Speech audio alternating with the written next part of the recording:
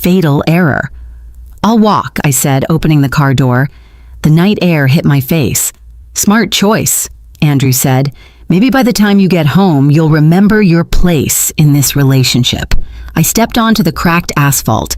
The rest stop had been abandoned for years, just a dark building with boarded windows and a parking lot slowly being swallowed by weeds. Andrew had chosen it specifically for its isolation.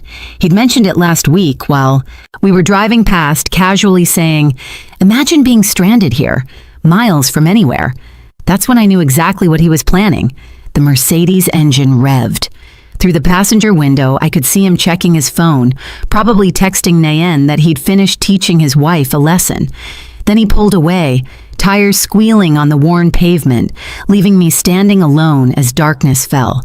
I counted to 60, watching his taillights disappear around the curve. Then I walked calmly toward the abandoned gas station where Marcus had hidden his black Ford. My brother stepped out, holding an umbrella and a thermos of hot coffee. "Did you get everything?" he asked. "Every word," I said, pulling out my phone and stopping the recording. "He actually told me to remember my place." Marcus shook his head. 3 years of watching him control you was bad enough. But this, he gestured at the empty rest stop, this is criminal abandonment. Rebecca's going to destroy him with this recording. I accepted the coffee gratefully, feeling the warmth spread through my cold hands. The rain was starting now, fat drops hitting the concrete. By morning, Andrew would think I'd spent the night walking through a storm, broken and humiliated. He'd expect to find me huddled on our doorstep, ready to beg his forgiveness. "Valentina's ready," Marcus asked. "She's been monitoring the accounts all evening," I said. "The moment he transferred that $10,000 this afternoon, she documented everything. The forensic audit goes back 2 years. He's been bleeding money into offshore accounts, probably planning to divorce me once he'd hidden enough. And Rebecca's filing the emergency papers at 9 tomorrow morning. Abandonment, financial abuse, fraud. She says with tonight's recording, plus everything else we've gathered, he won't know what hit him." We climbed into Marcus's truck just as the sky opened up, rain hammering against the windshield. I thought about Andrew driving home, satisfied with his cruel lesson, maybe pouring himself expensive scotch to celebrate putting his wife in her place. He had no idea that 8 months ago, when he'd first started hiding money, I'd hired my own team. Marcus had installed cameras throughout our house under the guise of upgrading our security system. Valentina, a forensic accountant who specialized in financial abuse cases, had been tracking every penny Andrew moved. Rebecca, one of the city's most ruthless divorce attorneys, had been building a case file that now filled 3 storage boxes. "The house recordings uploaded successfully," Marcus said, checking his phone. "We've got him on camera last Tuesday bringing Nayen home while you were visiting your mother." "They used your bed, Amanda." I felt something cold and hard settle in my chest. Not heartbreak. That had passed months ago. This was pure resolve. Crystalline and unbreakable. "He's been planning this escalation for a while," I said.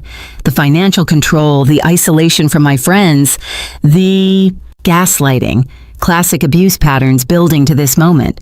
Rebecca says judges take a very dim view of husbands who abandon their wives as punishment," Marcus said as he drove carefully through the storm, taking back roads to avoid any chance of Andrew seeing us. We'd planned this route weeks ago, even doing practice runs at night. Every detail mattered in cases like this. The hotel room was booked under my maiden name, paid for with cash Marcus had withdrawn gradually over 2 months. The clothes I'd need were already there, along with copies of all our documentation. "You know he'll come looking when you don't show up tonight," Marcus said. "Let him look," I replied. "The hotel security cameras will show me checking in alone, soaking wet, clearly traumatized. The front desk clerk will testify that I could barely speak. Rebecca coached me on exactly what to say and how to act. 3 years ago, I'd been independent and successful, managing a $30 million portfolio at Henderson Investments. I hadn't been analyzing penny stocks like Andrew told everyone. I'd been handling major accounts, earning my own 6-figure salary.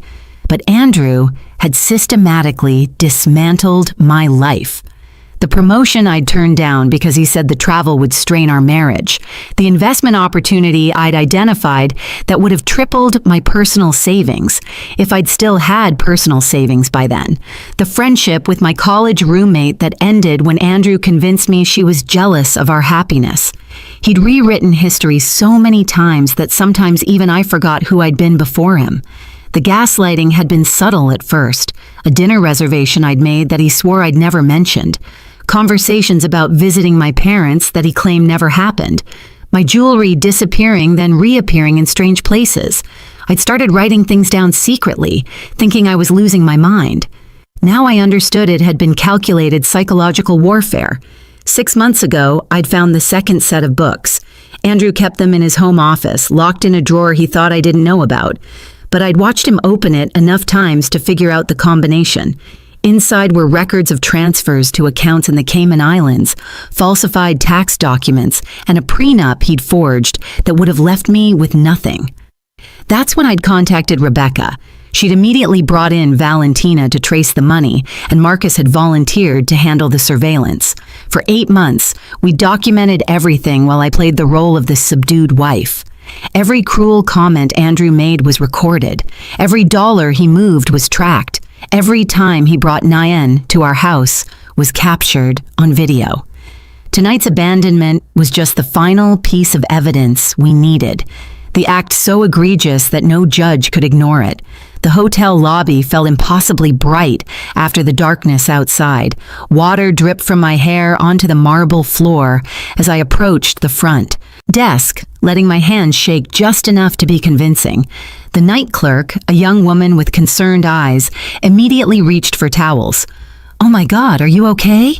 she asked, rushing around the counter. "My husband," I managed, letting my voice crack exactly as Rebecca had instructed. "He left me at a rest stop. In the storm. I had to walk for miles before someone stopped to help me." Her face shifted from concern to horror, exactly as planned. Every word would be documented in the hotel's incident report, building our case. She guided me to a chair and brought hot tea while processing my check-in. I gave her my maiden name, Amanda Harrison, and paid with the emergency credit card I'd opened 6 months ago, the one Andrew knew nothing about. Room 412 was small but clean, overlooking the city lights blurred by rain. I locked the door, put the chain on, and finally allowed myself to breathe. Then I pulled out my second phone and played back the recording. Andrew's voice filled the room, cold and measured. "You think you're so clever calling my accountant behind my back, asking questions about finances like you'd understand the answers anyway." My own voice, carefully controlled in response. "It's our money, Andrew. I have a right to know where it's going." "Our money?" His laugh was sharp. "I earn it, I manage it, you spend it on overpriced groceries and ridiculous charity lunches." $70 for organic vegetables last week, Amanda. I remembered that shopping trip.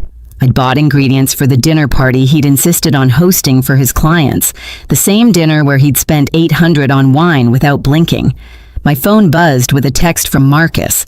Valentina found something major, 3 more accounts in the Caymans.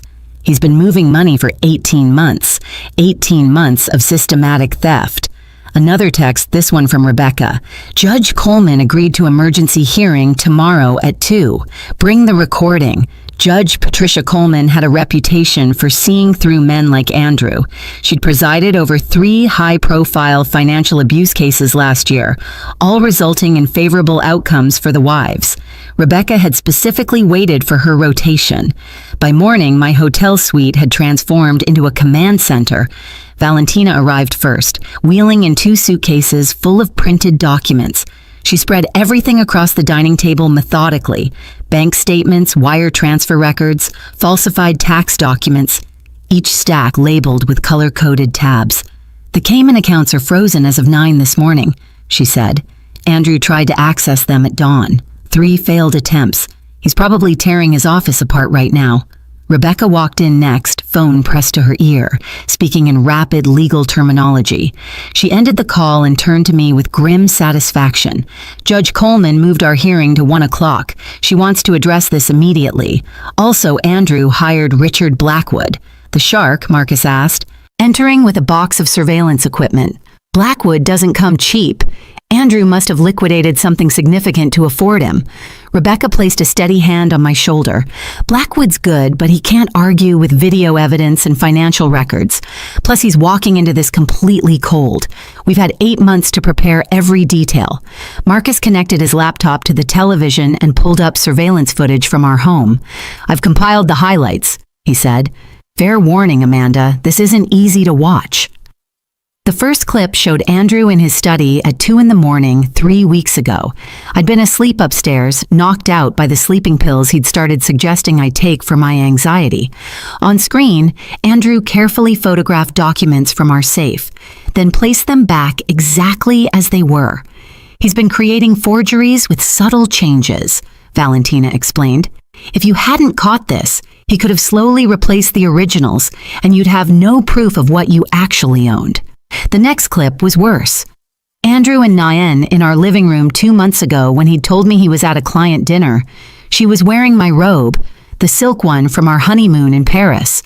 They were laughing about something on his phone. Turn up the volume, I said, though my stomach churned. Andrew's voice filled the room. She actually believed me when I said the conference was mandatory. I've trained her well. A few more months and I'll have everything transferred. Then we can stop this charade. Nayen's giggle was like nails on glass. The prenup really says she gets nothing. The prenup's irrelevant, Andrew replied. She'll never fight it. Amanda doesn't have the spine.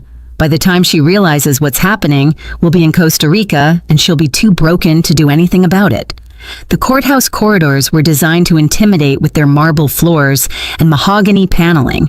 I walked through them in my sharpest navy suit, the one Andrew had never seen because I'd bought it last month specifically for this moment. Rebecca walked beside me, briefcase in hand, while Marcus flanked my other side.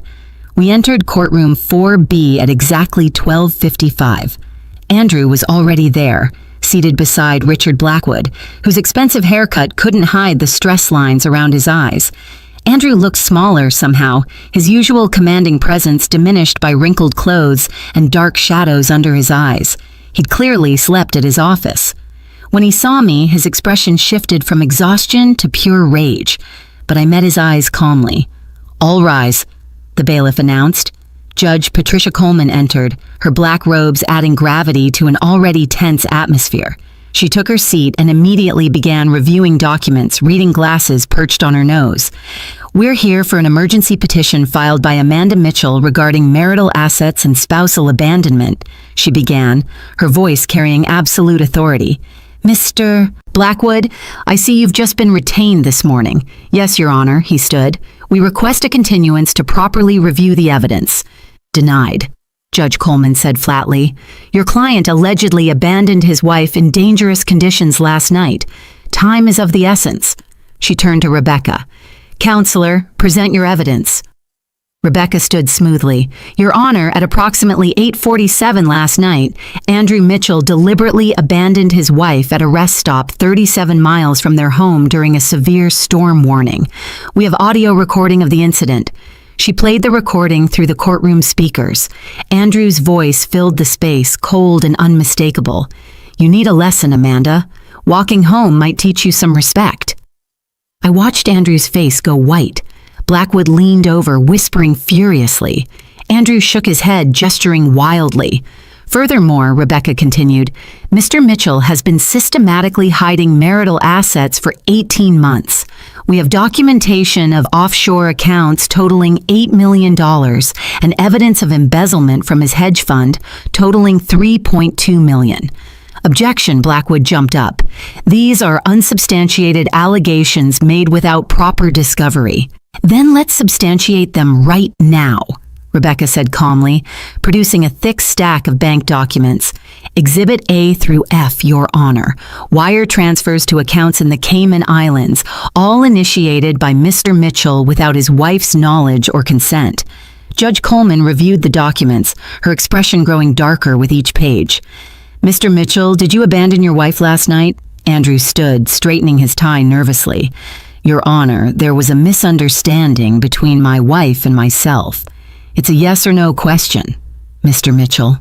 I left her at a rest stop, but she had her phone. She could have called someone for help. During a storm, The judge's eyebrows rose.